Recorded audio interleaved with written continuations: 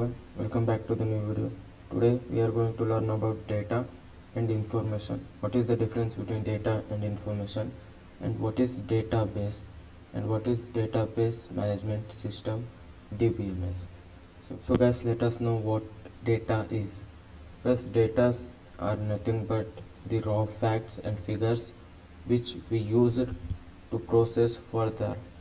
So guys, data are nothing but it contains characters from A to Z, or it contains maybe numbers 0 to 9, any number, or it may contain special character, it may contain a picture, a video, or a document, a text file, anything. So that are all might be data. So anything which is raw and which is not that informative, which is raw fact, which is based on raw facts and figures, which does not give a specific meaning, can be called as data. So guys, data is used to for process the further, so that we can get the useful informations, the information which we use. So to get that information we need data first we need the data, then we have to process the data, then we will get the information. So guys, let us talk about what is information. So guys, information is nothing but the processed data. When we get the raw facts and figures, then we make some processes according to our needs, and after doing some processes we will get an information, a meaningful result, which we call as information. So guys, this is known as information. Information is accurately and informatively, and it is having a completeness. It makes you understand that what the really thing is. So guys, this is the data processing cycle. The first we will get the data as input, and when we get the data as input, data are nothing but raw facts and figures which we get as input. Then we have to process that data. Why we have to process that data? Because that data are not easily understandable. That are the raw facts and figures. So that we have to process the data for getting the output. So after processing the data we get a meaningful result. So that meaningful result can be called as information. It gives us a completeness. It makes us understand that what the thing really is. So guys, information is the complete data, is the processed data, the data which has after processed, which we get after processing, after doing some processes, and that meaningful result is called as information. 51, 77, 58, 82, 64 and 70, these are called as raw data. So these are all the numbers, these are all the facts, you can call it as also figures. So we don't know what are these numbers are for. So this is the raw fact now, this is the raw data now. So now we have to process it, we have to know that which are these numbers and why it is used and what is this for. So guys, the process of converting a data into a meaningful information, that's what we have to do now.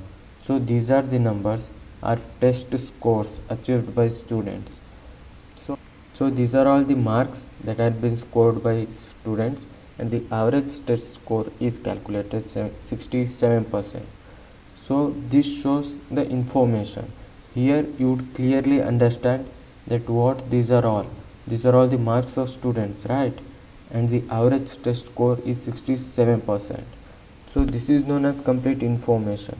So this is the information and this is the raw data. So guys, that's the basic difference between raw data and information. Let us move to the another topic, which is database through electronically.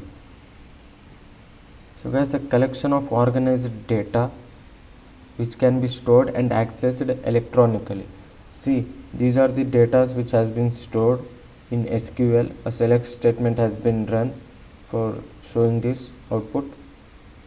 So guys, these are the data, these are the titles, and these are the release year, length and replacement cost.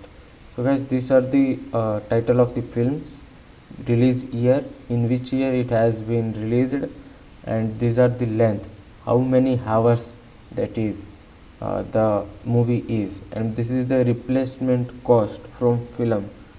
So guys, this is a data, organized data. You can see here and clearly understand what these data are. So guys, this is known as database. Here is not only one data is present. See, these are all the datas, and the whole is known as information. So the collection of data in an organized way is called as database. So guys, database are usually when databases are in small size, this can be stored in a file system. But when we call about the databases which is large in size, then that cannot be stored in a file system or cannot be stored in a small computer or a laptop. So it required a cloud storage. Let us see the database of Instagram we use. So like we use Instagram, and all the messages, all the details, all the user details, and all the messages histories, so all the processes, all the reels, all the videos, all the photos, whichever you are going to post on Instagram, it will remain on Instagram database. So that database is known as cloud storage. So large amount of data are stored in a cloud storage. See, DBMS, which is nothing but database management system. Now database, you have known database is a collection of organized data.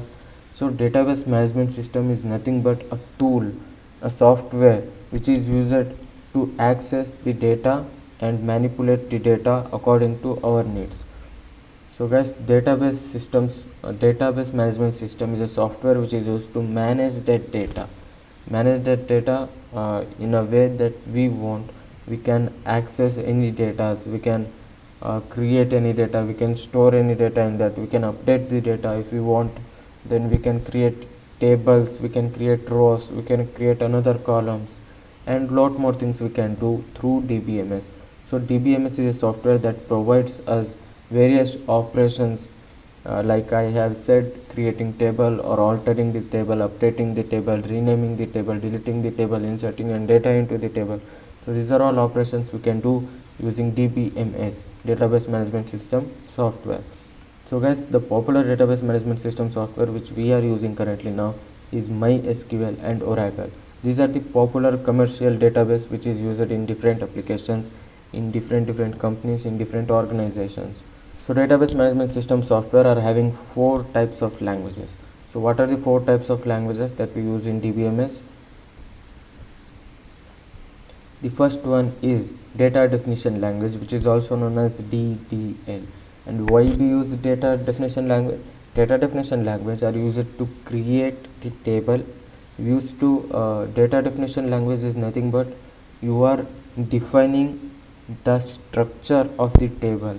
You are going to store a data in a table, right? So you are defining a table, you are defining a structure in which manner the data are to be stored. So you are defining that how many rows should be there, how many columns should be there, creating a structure, creating a table, creating rows, columns. And if you don't want, then you can also drop means nothing but delete. You can also delete some rows, columns, or completely a table, you can also delete that. And guys, you can even rename that according to your needs. So if you don't like that name that you have given to the data, so that you have given to the structure, then you can also rename that name. And second one is, guys, data manipulation language. So data manipulation language is concerned with the data which is stored inside the structure. So guys, in first language we have created the structure. In second language, which is data manipulation language, we used to insert the data inside this. So after creating the structure, we have to insert the data, right? And after inserting data, we might have been able to update the data. If we don't want something, we have to change something, then we can use the command update and update the data according to our needs.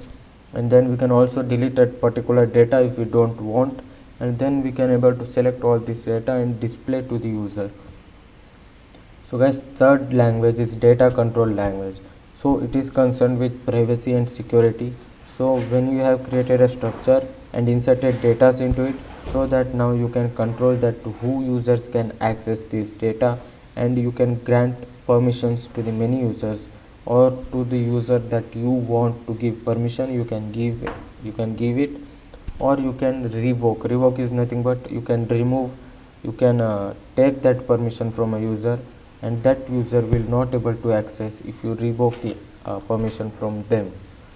So guys, the fourth language, which is transaction control language. So guys, transaction control language, as it is saying that whatever transaction you have done, whatever operations you have done, you can roll back that operations. Rollback are nothing but like undo. In MS Word, MS Excel, we use undo button. So if we use undo button, it will take a step back. So like this, transaction in transaction control language, we also use rollback. Rollback is nothing but undo. If we have taken any by mistakenly any operation, then we have to get back out of it, then we use rollback button, then we use rollback command, so it will come a step backward and we can able to undo it. So guys, commit is nothing but saving it, saving the changes that you have made. So guys, as I have told you, the database management system languages are classified into 4 types. The first one is data definition language, where we used to create the definition, where we used to create the structure of data, where you used to create the structure of data, how many rows and columns we want. We have to create a structure for storing the data, and we can even able to alter that. We can able to make the changes in that structure, and if you don't want, then you can also delete a particular structure, particular column, particular row, and you can also rename it. You can also rename it if you don't like the name what you have given to it. So guys, second one is data manipulation language. So after making a structure, after defining a structure, now you have to insert data into it, right? So here what data manipulation language takes place. So you have to insert data into the structure that you have created. So then if you don't want, you can also update the data. You can also make changes in that existing data. So if you don't want, you can also remove the particular data. So you can merge the data. So you can select all the data and merge it into one. So merge is nothing but combination of multiple data. So you can also select the data. You can also select the data and display the data to the user through output. So third language, which is data control language, here you have control over all the data. So here you can choose which viewers you want to display that data, and you can give permission. Grant is nothing but giving permission to the specific user to access those data. And if you don't want that user to access those data, you can revoke the permission also. Revoke is nothing but removing the permission. Fourth one language, which is transaction control language. So here you have the control over the transaction that you have made in the entire process. So you can commit a transaction, nothing but you can confirm a transaction, you can save a transaction, and then if you have taken by mistake any step, then you can roll back. Rollback is nothing but undo. You can come a step forward, and you can easily manage your things as it is. So the third, which is save point. Save point is used when you know that yes, I have to save only that particular thing. So there you have to set a save point, and then you have to save that thing only. So guys, save point is also comes under transaction control language. So guys, hope you have understood database languages, and what is database management system is, and what is database, and what is the difference between data and information. Hope guys you have understood this, and if you have any query or question related to this video, please comment me down below. Hope you are all guys having a nice day. Bye bye.